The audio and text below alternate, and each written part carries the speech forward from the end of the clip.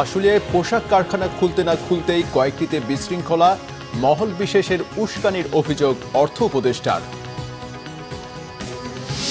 গণ অভ্যুত্থানের স্মৃতিরক্ষায় গণভবনকে জাদুঘর করতে শিগগিরই কমিটি গঠন। অন্তর্বর্তী সরকার স্বল্প সময়ে যে সিদ্ধান্তগুলো নিচ্ছে তা যৌক্তিক ও সময়োপযোগী, সিঙ্গাপুর থেকে ফিরে বলেছেন মির্জা ফখরুল। বিতর্ক তৈরি করে এমন কিছু করবে না সরকার, জাতীয় সঙ্গীত পরিবর্তন প্রশ্নে সাফ জানালেন ধর্ম উপদেষ্টা।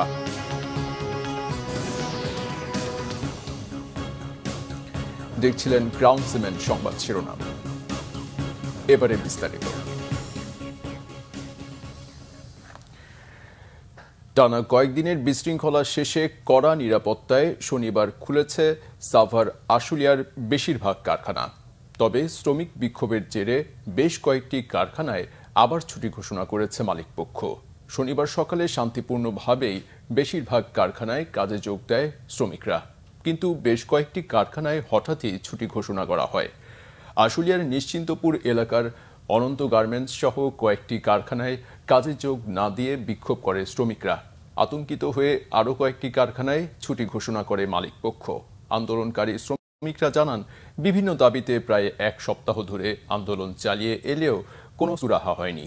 প্রতিদিনই আলোচনার কথা বলে শ্রমিকদের ডেকে নেওয়া হয়, তবে কোনো সিদ্ধান্ত দেয় না মালিকরা। তাই বাধ্য হয়েই বিক্ষোভে নেমেছেন তারা। শ্রমিকদের সাথে আলোচনার মাধ্যমে সমস্যা সমাধানের চেষ্টা করছে শিল্প পুলিশ। ইন্ডিভিজুয়াল যেগুলো আছে আমরা বিজেএমকে প্রস্তাব দিচ্ছি, যেহেতু দাবি দেওয়াগুলো অনেকগুলি কাছাকাছি, তাহলে গ্রুপ ওয়াইজ সবাই একসাথে বসে তিন পক্ষ মিলে তারপর আপনার এটা সলিউশন করেন, তাতে করে আরো তাড়াতাড়ি প্রবলেমগুলো সলভ হবে। তারপর আমরা মাঠ পর্যায়ে যারা আছি আমরা প্রত্যেকটা ফ্যাক্টরি ঘুরে এই প্রবলেমগুলো সলভ করার চেষ্টা করছি। আমরা 1000 টাকা দাবি করছি, 1000 টাকা হাজিরা বোনাস। তারা তো বলতে পারে যে আমরা 700 দিব বা 800 দিব, কথা আছে না যে আমরা 800 টাকা দেই, তোমরা 200 এটা পরে দেখা যাবে, তোমরা কাজ করো।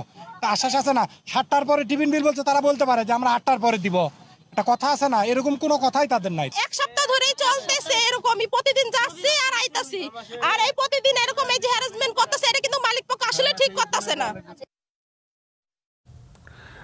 এদিকে সাভার আশুলিয়ায় পোশাক কারখানায় অস্থিরতা নিরসনে বিভিন্ন রাজনৈতিক দল সহযোগিতা করলেও এতে কারো কারো ইন্ধন রয়েছে বলেছেন অর্থ বাণিজ্য উপদেষ্টা ডক্টর সালেউদ্দিন আহমেদ। তবে পরিস্থিতির দ্রুত উন্নতির আশা তার। জানান, রাঘব বোয়ালদের ব্যাংক হিসাব জব্দ করা হচ্ছে, তাদের বিরুদ্ধে তদন্ত আরও জোরদার করা হবে। গোলাম ময়নুল আহসানের রিপোর্ট। 8 আগস্ট দায়িত্ব নেওয়ার পর থেকে একের পর এক চ্যালেঞ্জ মোকাবেলায় অন্তর্বর্তীকালীন সরকার। গত কয়েকদিন ধরে অস্থিরতা চলমান তৈরি পোশাক খাতে। শিল্পাঞ্চল এলাকায় পোশাক কারখানাগুলির নিরাপত্তা নিয়ে সংশয় এখনও কাটেনি। এমন প্রেক্ষাপটে শনিবার রাজধানীতে বাংলাদেশ ইনস্টিটিউট অব গভর্নেন্স ম্যানেজমেন্টের কর্মকর্তাদের সাথে বৈঠক করেন অর্থ বাণিজ্য উপদেষ্টা ডক্টর সালেউদ্দিন আহমেদ। পরে কথা বলেন সাংবাদিকদের সাথে। জানান, অর্থনৈতিক শৃঙ্খলা ফেরাতে সরকারের চেষ্টার কথা। প্রথমত এটা প্রিলিমিনারি ইস্যু নিয়েছে, অনেকের ব্যাংক এসে জব্দ করেছে, এটা প্রিলিমিনারি। তারপর এগুলো ইনভেস্টিগেশন হবে, বিভিন্ন এজেন্সি ইনভেস্টিগেট করবে, তারপরে তদন্ত করার পর আলটিমেটলি এটা তো আপনার যদি আপনার কোনো তদন্ত হিসেবে পায় তো চার্জ দেবে, কোর্টে যাবে, এটা হবে দ্রুত। এবং এটার জন্য তো একটা টাস্ক ফোর্স হচ্ছে ফিরিয়ে আনার জন্য, খুব টেকনিক্যাল জিনিস। আর বাকিগুলো তো মানি লন্ডারিং অন্যগুলো ইস্যু হচ্ছে। আর আমরা তো কালো টাকা সাদা করার ব্যাপারে আর একদম কিছু না, এখন সরাসরি এনবিআর তাদের ব্যবস্থা দেবে, যাদের অপদৃশ্যতা আছে তাদেরকে দেবে। কথা বলেন পোশাক খাতে চলমান অস্থিরতা নিয়ে। ইন্ধন যারা দিচ্ছে তাদের ব্যাপারে তবে সহযোগিতা করছে। এবং এখন ল অ্যান্ড অর্ডার সিচুয়েশনটা একা তো পুলিশ পারবে না, বা আর্মি বিজিও পারবেন, তো এটা নিয়ে যথেষ্ট উন্নয়ন হয়েছে। আর আমি কমার্স মিনিস্ট্রির সাথে ট্রেড বডির সাথে আলাপ করছি, কালকে পরশু আমার একটা গ্রুপের সাথে বলবো, ওদেরকে বলা হয়েছে সবাই আসছে, বড় বড় যারা সাপ্লায়ার তারাও আসছে, তাদেরকে যথেষ্ট কি বলবো মেসেজ দেওয়া হয়েছে। আলু পেঁয়াজের মতো নিত্যপণ্যের দাম কমাতে শুল্ক ছাড় দিয়েছে সরকার। একই সাথে কাজ চলছে সিন্ডিকেট ভাঙতে বলেও জানান অর্থ বাণিজ্য উপদেষ্টা। মাঝখানে যে একটা বড় একটা মার্জিন থাকে। গোলাম ময়নুল আহসান, বাংলা ভিশন, ঢাকা। অন্যদিকে পোশাক শিল্প এলাকায় নিয়োজিত শিল্পাঞ্চল পুলিশ ইউনিট বাতিলের দাবি জানিয়েছে মজুরি আন্দোলনে গার্মেন্টস শ্রমিক হতাহতের ঘটনা অনুসন্ধানকারী গণ তদন্ত কমিটি। শনিবার সকালে ঢাকা রিপোর্টার্স ইউনিটিতে সংবাদ সম্মেলন করে এই কমিটি। এই সময় তারা বলেন, সরকার পরিবর্তনের সময় গার্মেন্টস সহ অন্যান্য শিল্প কারখানার শতাধিক শ্রমিক নিহত হয়েছে। যারা আহত হয়েছে তাদের এখনও সুচিকিৎসার ব্যবস্থা করা হয়নি। সরকার বদল হলেও শ্রমিকদের সাথে আচরণে কোনো পরিবর্তন আসেনি বলে অভিযোগ তাদের। মজুরি নিয়ে যাতে শ্রমিকদের আন্দোলনে নামতে না হয় সেটি নিশ্চিতের পাশাপাশি শ্রমিক হত্যার যথাযথ তদন্ত করে দায়ী ব্যক্তিদের দৃষ্টান্তমূলক শাস্তি নিশ্চিত সহ 9 দফা সুপারিশ করেছে গণতদন্ত কমিটি। থানাতে খবর দিতে হতো, সেই থানা থেকে আস্তে আস্তে যে সময়টুকু লাগতো সেই সময়টাও তারা দিতে চান না শ্রমিকদেরকে, যাতে এখানে উপস্থিত থেকেই হচ্ছে আসলে তাদেরকে দমন পীড়নটা করা যায়। সেই জন্যই শিল্পাঞ্চল পুলিশ গঠন করা হয়েছে। আমরা আজকের এই তদন্ত কমিটির রিপোর্ট প্রকাশের এই দিনে আমরা জোর গলায় দাবি জানাতে চাই, এই শিল্পাঞ্চল পুলিশ ইউনিট বাতিল করতে হবে। শ্রমিকদের উপর অত্যাচার হচ্ছে, শ্রমিকদের মজুরি ঠিকমতো দেওয়া হচ্ছে না, শ্রমিকদের কারখানার ভিতরে কারখানার বাইরে নানা রকমভাবে হয়রানি করা হচ্ছে, জুলুম করা হচ্ছে। শিল্প পুলিশ সেক্ষেত্রে কোনো ব্যবস্থা নিয়েছে এরকম কোনো উদাহরণ নাই। শিল্প পুলিশ বরঞ্চ দেখা যায় যে তারা যখন অন্যায়ের প্রতিবাদ করতে যাচ্ছে শ্রমিকরা কিংবা তাদের দাবি দেওয়ার কথা জানাতে যাচ্ছে, তখন তাদের উপরে হামলা করার জন্য একদিকে সন্ত্রাসী বাহিনী মালিকদের, অন্যদিকে হচ্ছে শিল্প পুলিশ। গণভবনকে গণ অভ্যুত্থানের স্মৃতি জাদুঘর বানানোর কাজ শিগগিরই শুরু হবে। এ নিয়ে শিগগিরই একটি কমিটি গঠন করা হবে জানিয়েছেন অন্তর্বর্তীকালীন সরকারের উপদেষ্টা মোহাম্মদ নাহিদ ইসলাম। এ কমিটিতে রাখা হবে জাদুঘর ও স্থাপত্য বিশেষজ্ঞদের। এমন অভ্যুত্থানের স্মৃতি জাদুঘর তৈরিতে বিদেশি অভিজ্ঞদের পরামর্শও নেওয়া হবে। রিপোর্ট করছেন মুহিবুল্লাহ মহিব। শনিবার সকালে গণভবন পরিদর্শন করেন অন্তর্বর্তী সরকারের 3 উপদেষ্টা নাহিদ ইসলাম, আসিফ মাহমুদ এবং আদিলুর রহমান। পরিদর্শন শেষে উপদেষ্টা নাহিদ ইসলাম জানান, ক্যাবিনেটের সিদ্ধান্ত হয়েছে গণভবন নামে প্রধানমন্ত্রীর বাসভবনটিকে করা হবে জুলাই অভ্যুত্থানের স্মৃতি জাদুঘর। ৩৬ জুলাই বা 5 আগস্ট জনগণ এটি জয় করেছে বলে মন্তব্য করেন তিনি। অনেক রক্ত আর আত্মত্যাগের 5 আগস্টকে জনগণের জন্য মুক্ত করে দেয়া এবং জনগণের বিজয়কে ধারণ করে রাখাই এর উদ্দেশ্য। ৩৬ জুলাই অথবা 5 আগস্ট জনগণ এইটি জয় করেছে এবং অনেক রক্তের এবং আত্মত্যাগের ভিতর দিয়ে আমরা কিন্তু এই 5 আগস্টের মুহূর্তটি পেয়েছি। ফলে সেটি জনগণের জন্য উন্মুক্ত করে দেওয়া এবং জনগণের বিজয়কে ধারণ করে রাখার উদ্দেশ্যেই এই গণভবনকে জাদুঘরে পরিণত করা হবে। যুব ক্রীড়া মন্ত্রণালয় এবং শ্রম ও কর্মসংস্থান মন্ত্রণালয়ের উপদেষ্টা আসিফ মাহমুদ গণভবন ঘিরে পরিকল্পনার কথা জানান। গণভবনকে একটি জাদুঘরে রূপান্তরিত করে জনগণের জন্য উন্মুক্ত করে দেওয়া হবে। আজকে আমরা সেই উদ্দেশ্যেই প্রাথমিক ভিজিট করতে এসেছি এবং একটা কমিটি করার মাধ্যমে স্থাপত্য শিল্পী এবং আর্কিটেক্টদেরকে নিয়ে, যারা জাদুঘর বিশেষজ্ঞ আছেন, তাদেরকে নিয়ে একটি কমিটি করে দেওয়ার মাধ্যমে এটার কার্যক্রম শুরু হবে। এ সময় শিল্প এবং গৃহায়ন ও গণপূর্ত মন্ত্রণালয়ের উপদেষ্টা আদিলুর রহমান খান বলেন, সিলেটে মাজারে হামলা এবং শিক্ষা প্রতিষ্ঠানে শিক্ষক নাজেহালকারীদের বিরুদ্ধে কঠোর ব্যবস্থা নেওয়া হবে। আমরা এই ব্যাপারে খুব সিরিয়াসলি দেখছি। আমরা এই ধরনের ঘটনা যেন না ঘটে সেটার জন্য উদ্যোগ নিচ্ছি এবং বারে বারেই আমরা এই ব্যাপারে আমাদের নিজেদের পক্ষ থেকে যতদূর এই আইন শৃঙ্খলা রক্ষাকারী বাহিনীকে ডিপ্লয় করে কাজ করা যায় সেটা চেষ্টা করছি। আমরা এটা একেবারেই গ্রহণযোগ্য না, এটা বারে বারে বলেছি। স্থাপত্যটি ভগ্ন অবস্থায় রেখেই কিছু ডিজিটাল কার্যক্রমের মাধ্যমে জাদুঘরটি তৈরি হবে বলেও জানান উপদেষ্টারা। মুহিবুল্লাহ মুহিব, বাংলা ভিশন, ঢাকা। বিএনপি মহাসচিব মির্জা ফখরুল ইসলাম আলমগীর বলেছেন, অন্তর্বর্তীকালীন সরকার স্বল্প সময়ে যে সিদ্ধান্তগুলো নিচ্ছে তা যৌক্তিক ও সময়োপযোগী। সিঙ্গাপুরে চিকিৎসা শেষে রাতে দেশে ফিরে বিমানবন্দরে সাংবাদিকদের প্রশ্নের জবাবে এ মন্তব্য করেন বিএনপি মহাসচিব। দেশে তো আমি মনে করি যে অল্প সময়ের মধ্যেই এই বিপ্লবের পরে, ছাত্র জনতা বিপ্লবের পরে আমাদের যে ইন্টারিম গভর্নমেন্ট আছে তারা ভালোই করছেন এবং খুব দ্রুত সময়ের মধ্যেই তারা সমস্যাগুলো সমাধান করার চেষ্টা করছেন এবং করেছেন অনেকগুলো। জনগণের পূর্ণ সমর্থন দরকার, সহযোগিতা দরকার, বিশেষ করে আপনার আমাদের অর্থনীতিকে সচল রাখার জন্যে আমাদের গার্মেন্টস যে আপনার সেক্টর আছে এটাকে সচল রাখতে হবে এবং সেখানে সবাইকে কোঅপারেট করতে হবে। অন্যান্য ক্ষেত্রেও, আইন শৃঙ্খলা রক্ষার ক্ষেত্রেও সকল রাজনৈতিক দল সমস্ত সংগঠন, সমস্ত ব্যক্তি, দেশপ্রেমিক মানুষ সকলকে ঐক্যবদ্ধ হয়ে কাজ করতে হবে। এটা একটা বড় রকমের ক্রান্তিকাল যাচ্ছে। এই ক্রান্তিকাল থেকে কাটিয়ে উঠতে এই বিপ্লব পরবর্তী সময় আমরা যেন সবাই এক হয়ে কাজ করতে পারি, তাহলে বিপ্লবের যে লক্ষ্য সেই লক্ষ্যকে আমরা ধরে রাখতে পারব। বিএনপির স্থায়ী কমিটির সদস্য ও সাবেক মন্ত্রী ডক্টর আব্দুল মঈন খান বলেছেন, বিএনপি ক্ষমতায় গেলে ধর্মীয় সম্প্রীতি আরও মজবুত করতে কে কোন ধর্মাবলম্বী সেই অপশন দেশের সকল ফর্ম থেকে তুলে দেওয়া হবে। শনিবার বিকেলে নরসিংদী ২ পলাশ নির্বাচনী এলাকার রাবান উচ্চ বিদ্যালয়ের দুর্গা মন্দিরে হিন্দু সম্প্রদায়ের সাথে মতবিনিময়কালে তিনি কথা বলেন। মঈন খান বলেন, দেশের মানুষের একটাই পরিচয়, তারা বাংলাদেশি। কে কোন ধর্মের সেটি বড় কথা নয়। ছাত্র জনতার আন্দোলনে বাংলাদেশ থেকে অন্যায় প্রতিরোধ করা হয়েছে। ছাত্র জনতা বাংলাদেশে স্বাধীনতা পুনঃপ্রতিষ্ঠিত করেছে। রাজনীতিকে কেউ যেন কলুষিত করতে না পারে, সেজন্য সবাইকে এগিয়ে আসার আহ্বান জানান তিনি। তারা জনগণের অধিকারকে পুনঃপ্রতিষ্ঠা করেছে। রাজনীতিকে কখনো কলুষিত হতে দেওয়া যাবে না। যারা রাজনীতিকে কলুষিত করে আপনারা তাদেরকে প্রশ্ন করুন। কথা বলার স্বাধীনতার জন্যই কিন্তু ছাত্র জনতা বুকে রক্ত ঢেলে দিয়েছে। আজকে সেই কথা বলার স্বাধীনতা, ভোটের স্বাধীনতা আমরা ফিরে পেয়েছি। কেউ অন্যায় করলে আপনারা তাকে প্রশ্ন করুন, আইনের হাতে সোপর্দ করুন। ভারত আওয়ামী লীগের জমিদারি পুনরুদ্ধারের চেষ্টা করছে বলে মন্তব্য করেছেন বিএনপির সিনিয়র যুগ্ম মহাসচিব রুহুল কবির রিজভী। তিনি বলেন, বাংলাদেশের জনগণের পক্ষে না থেকে ভারত আওয়ামী লীগের সাথে একপক্ষীয় যোগাযোগ রক্ষা করলে জনগণ তা মেনে নেবে না। শনিবার সকালে নার্সেস অ্যাসোসিয়েশন অফ বাংলাদেশের ২১তম প্রতিষ্ঠা বার্ষিকী উপলক্ষে শেরেবাংলা নগরে বিএনপির প্রতিষ্ঠাতা শহীদ রাষ্ট্রপতি জিয়াউর রহমানের মাজারে শ্রদ্ধা জানান বিএনপির সিনিয়র যুগ্ম মহাসচিব রুহুল কবির রিজভী।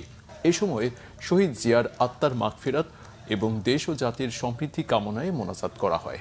পরে রিজভী সাংবাদিকদের বলেন, ২০০৯ সালের পিলখানা হত্যাকাণ্ড ছিল দুরভিসন্ধিমূলক।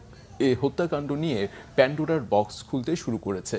দেশের নিরাপত্তা বিঘ্নিত করতে এ ঘটনায় বিদেশি হস্তক্ষেপ ছিল কিনা তা পুনঃ তদন্তে বেরিয়ে আসবে। বলেন, সুষ্ঠু ভোটের স্বার্থে কারো কাছে মাথা নত করবে না, এমন নির্বাচন কমিশনই চায় বিএনপি। বাংলাদেশ নিয়ে ভারতের প্রতিরক্ষা মন্ত্রীর বক্তব্যকে উদ্বেগজনক হিসেবে উল্লেখ করে তিনি বলেন, দুদেশের মধ্যে অনেক অমীমাংসিত বিষয় থাকলেও ভারতের উচিত বাংলাদেশের সার্বভৌমত্বকে শ্রদ্ধা করা। ধর্ম উপদেষ্টা ডক্টর আফম খালিদ হোসেন বলেছেন, বিতর্কের সৃষ্টি করে এমন কোনো সিদ্ধান্ত নেবে না অন্তর্বর্তীকালীন সরকার। সম্প্রতি জাতীয় সঙ্গীত পরিবর্তনের আলোচনা প্রসঙ্গে শনিবার রাজশাহীতে তিনি এ কথা বলেন। ৩ দিনের সরকারি সফরে তিনি মাদ্রাসা ও মন্দির পরিদর্শন সহ স্থানীয় ধর্মীয় নেতাদের সাথে মতবিনিময় করবেন। ধর্ম বিষয়ক উপদেষ্টা বলেন, মসজিদ, মন্দির ও মাজারে হামলা গর্হিত কাজ। ধর্মীয় উপাসনালয়ে যারা হামলা চালায় তারা মানবতার শত্রু। রাজনৈতিক উদ্দেশ্য হাসিলের জন্য দেশে বিক্ষিপ্তভাবে সংখ্যালঘু সম্প্রদায় সহ ধর্মীয় উপাসনালয়ে হামলা হয়েছে। হামলাকারীদের বিরুদ্ধে প্রচলিত আইনে ব্যবস্থা নেওয়া হবে। আমরা হলাম ইন্টারিম গভর্নমেন্ট, অন্তর্বর্তীকালীন সরকার। আমাদের দায়িত্ব হচ্ছে ল অ্যান্ড অর্ডার সিচুয়েশনকে রেস্টোর করা, পলিটিক্যাল স্টেবিলিটি এনশিওর করা। মাদ্রাসার ছাত্রদেরকে এই পূজার সাথে সম্পৃক্ত করলে তারা মন্দির পাহারা দেবে, কেবল ষষ্ঠী থেকে নয়, এখন থেকে দেবে, এবং এই কার্যক্রম শুরু হয়েছে। তো আমি আশাবাদী সনাতনী ভাইয়েরা অত্যন্ত রিলিজিয়াস ফারবার, ধর্মীয় উদ্দীপনায় তারা দুর্গাপূজা পালন করতে পারবে। শীর্ষ সন্ত্রাসীদের জামিনে মুক্তিকে উদ্বেগজনক বলেছেন সাবেক আইজিপি মোহাম্মদ নুরুল হুদা। তাদেরকে নজরদারিতে রাখতে আইন শৃঙ্খলা বাহিনীকে পরামর্শ তার। সিনিয়র আইনজীবী মঞ্জিল মোর্শেদও টপ টেররদের জামিনকে দেখছেন জনস্বার্থের জন্য মারাত্মক হুমকি হিসেবে। প্রয়োজনে রিভিউ করে ব্যবস্থা নেওয়ার তাগিদ দেন তিনি। বিস্তারিত জানাচ্ছেন জিয়া খান। খুন, চাঁদাবাজি, দখলবাজ সহ নানা অপরাধে বছর ৩০ আগে জনমনে আতঙ্কের নাম হয়ে ওঠে বেশ কয়েক সন্ত্রাসী এক পর্যায়ে 2001 সালের 26 ডিসেম্বর আইনশৃঙ্খলা বাহিনীর পক্ষ থেকে প্রকাশ করা হয় 23 টপ টেররের তালিকা। ধরিয়ে দিতে ঘোষণা করা হয় পুরস্কার। ঢাকার আন্ডারওয়ার্ল্ড কাঁপানো টপ টেররদের অনেকেই বিদেশ ফেরারি, কয়েকজনের 20 থেকে 25 বছর ঠাঁই ছিল কারাগারে। গেল এক মাসে জামিনে মুক্তি মিলেছে তাদের কয়েকজনের। 3 সেপ্টেম্বর কাশিমপুর হাই সিকিউরিটি কারাগার থেকে বের হন রাজধানীর পূর্ব রাজাবাজার এলাকার শীর্ষ সন্ত্রাসী শেখ আসলাম ওরফে সুইডেন আসলাম। তাকে গ্রেফতার করা হয় 1997 সালে। তেজগাঁও এলাকার গালিব হত্যাসহ 9টি হত্যা মামলা রয়েছে তার বিরুদ্ধে। নানা অপরাধে আরও রয়েছে 13টি মামলা। 14 আগস্ট ঢাকা কেন্দ্রীয় কারাগার থেকে জামিনে মুক্ত হন সানজিদুল ইসলাম ইমন ওরফে কলাবাগান ইমন। 1998 সালে চিত্রনায়ক সোহেল চৌধুরীকে হত্যায় তার নাম আসার পরই আন্ডারওয়ার্ল্ডের রাজত্ব শুরু করেন ইমন। তার বিরুদ্ধে রাজধানীর বিভিন্ন থানায় রয়েছে 30টির বেশি মামলা। 13 আগস্ট কাশিমপুর হাই সিকিউরিটি কারাগার থেকে মুক্ত হন আব্বাস উদ্দিন ওরফে কিলার আব্বাস। রাজধানীর কাফরুল, কচুক্ষেত ও ইব্রাহিমপুর এলাকার আন্ডারওয়ার্ল্ডের এক সময়ের ডন আব্বাসের বিরুদ্ধে 6টি হত্যাসহ 10টি মামলা চলমান। জামিন হয়েছে সবকটিতেই।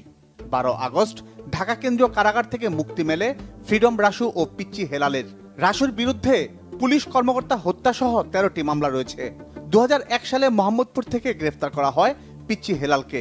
তার বিরুদ্ধে 4টি হত্যাসহ মামলা রয়েছে 8টি। একই দিন মুক্তি পান টিটন। গেল এক মাসে একের পর এক শীর্ষ সন্ত্রাসীদের কারামুক্তি কিভাবে দেখছেন বিশেষজ্ঞরা? দুটো কাজ, একটা তাদের নজরদারির মধ্যে রাখা, আর একটা তাদের বিরুদ্ধে যে কেসগুলো চলছে সেগুলো সরকারি তরফে এগুলোকে পার্সু করতে হবে এবং চেষ্টা করতে হবে যাতে তাদের সাজা হয়। তবে নিশ্চয়ই এই অনেক শীর্ষ সন্ত্রাসীর বেরিয়ে আসাটা উদ্বেগজনক। যারা শীর্ষ সন্ত্রাসী তারা কি এই স্বাভাবিক জীবনযাত্রা ব্যাহত করবে না? অবশ্যই করবে, কারণ সেই অভিজ্ঞতাই তো আমাদের আছে। এখন এই পরিস্থিতিতে হঠাৎ করে কিভাবে তারা জামিন পেল, এখানে প্রসিকিউশনের কি ব্যর্থতা আছে বা কি ধরনের আন্ডারস্ট্যান্ডিং হলো, এগুলো কিন্তু খুবই অ্যালার্মিং। জননিরাপত্তা হুমকিতে পড়লে রাষ্ট্র যে কোনো সময় যে কোনো সিদ্ধান্ত নেওয়ার ক্ষমতা রাখে, অভিমত তাদের। এটা সরকারের উচ্চ পর্যায় থেকে নিশ্চয়ই এটা দেখা দরকার এবং এটা রিভিউ করা দরকার যেটা কিভাবে হলো। এটা হালকাভাবে না নিয়ে, কারণ আপনার শীর্ষ সন্ত্রাসীরা যদি বের হয়ে আসে এবং তারা যদি আগের মতো কাজগুলো করতে চায় তাহলে সরকারই কিন্তু বিপদে পড়বে। আমাদের যে স্পেশাল পাওয়ার্স অ্যাক্ট আছে আইন, তাতে অত্যন্ত বিপজ্জনক ব্যক্তি যাদেরকে বাইরে রাখা যাবে না কিন্তু কেস এখন হচ্ছে না, তাদেরকে এই ধরনের নিবর্তনমূলক আইনে আটক রাখা যায়। জামিনে মুক্ত শীর্ষ সন্ত্রাসীদের কেউ যেন দেশ ছাড়তে না পারে এবং বিদেশে পলাতকদের দেশে ফিরিয়ে এনে দ্রুত বিচার কার্যকরের তাগিদ দেন তারা। জিয়া খান, বাংলা ভিশন, ঢাকা। বিএনপির আগামীর রাজনীতি হবে বাংলাদেশের মানুষ ও তারুণ্যের আশা আকাঙ্ক্ষা আর প্রত্যাশাকে প্রাধান্য দিয়ে, বলেছেন দলের স্থায়ী কমিটির সদস্য আমির খসরু মাহমুদ চৌধুরী। শনিবার দুপুরে খাগড়াছড়ির দিঘিনালার মেরুং উচ্চ বিদ্যালয় মাঠে কেন্দ্রীয় স্বেচ্ছাসেবক দলের উদ্যোগে বন্যায় ক্ষতিগ্রস্তদের মাঝে ত্রাণ বিতরণকালে তিনি এ কথা বলেন। আমির খসরু আরও বলেন, দেশের মানুষের সমস্যাকে চিহ্নিত করে বিএনপি জনগণকে সাথে নিয়ে তা সমাধানে রাজনীতি করেছে, আগামীতেও করবে। বিএনপির রাজনীতির শক্তি জনগণ। পরে জেলা সদরে কেন্দ্রীয় স্বেচ্ছাসেবক দলের উদ্যোগে বন্যায় ক্ষতিগ্রস্তদের মাঝে ত্রাণ বিতরণ শেষে মুক্তমঞ্চে জেলা বিএনপির সম্প্রীতি সমাবেশে যোগ দেন তিনি।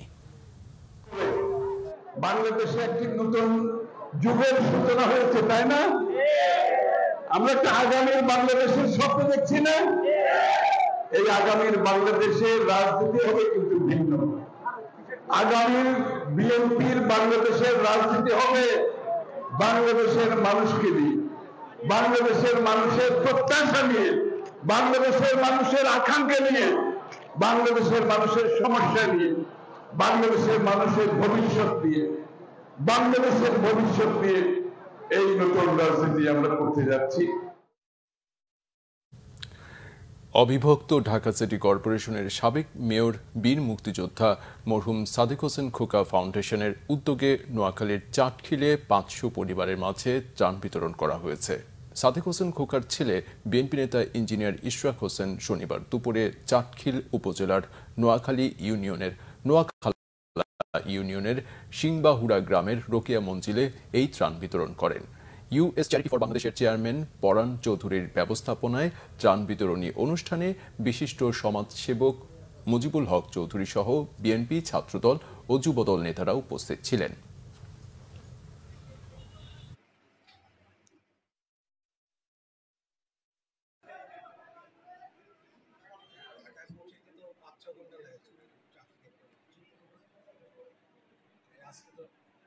আমরা বিভিন্ন যে উপজেলা ইউনিয়নগুলোর ভিতর পর্যন্ত আমরা ঘুরে দেখেছি এবং সেখানে দেখে আমার অত্যন্ত বেদনাদায়ক মনে হয়েছে যে যারা এখানে বসবাস করছেন তারা কি পরিমাণ দুঃখ, কষ্ট এবং প্রতিনিয়ত একটা এইখানে এইভাবে বসবাস করা প্রায় অসম্ভব। এবং যে আশ্রয় কেন্দ্রগুলো দেখেছি স্কুলগুলোর, সেটাও ভয়াবহ অবস্থা। কোনো আশ্রয় কেন্দ্রের একতলা পর্যন্ত পানির নিচে। আমি অত্যন্ত মর্মাহত এবং আমি বলতে চাই যে দেশবাসী যারা বন্যা দুর্গত তাদের পাশে রয়েছেন এবং আমরা আমাদের জায়গা থেকে যার জায়গা থেকে আমরা সহযোগিতার হাত বাড়িয়ে দিব, এটাই কাম্য। এবং আমি ব্যক্তিগতভাবে সেই কাজটি করে চলেছি এবং আগামীতেও করে যাচ্ছি। সংবাদ শেষ করব ক্রাউন সিমেন্ট শিরোনামগুলো আরেকবার জানিয়ে দিয়ে। আশুলিয়ায় পোশাক কারখানা খুলতে না খুলতেই কয়েকটিতে বিশৃঙ্খলা, মহল বিশেষের উস্কানির অভিযোগ অর্থ উপদেষ্টার। গণ অভ্যুত্থানের স্মৃতিরক্ষায় গণভবনকে জাদুঘর করতে শিগগিরই কমিটি গঠন। অন্তর্বর্তী সরকার স্বল্প সময়ে যে সিদ্ধান্তগুলো নিচ্ছে তা যৌক্তিক ও সময়োপযোগী, সিঙ্গাপুর থেকে ফিরে বলেছেন মির্জা ফখরুল। বিতর্ক তৈরি করে এমন কিছু করবে না সরকার, জাতীয় সঙ্গীত পরিবর্তন প্রশ্নে সাফ জানালেন ধর্ম উপদেষ্টা।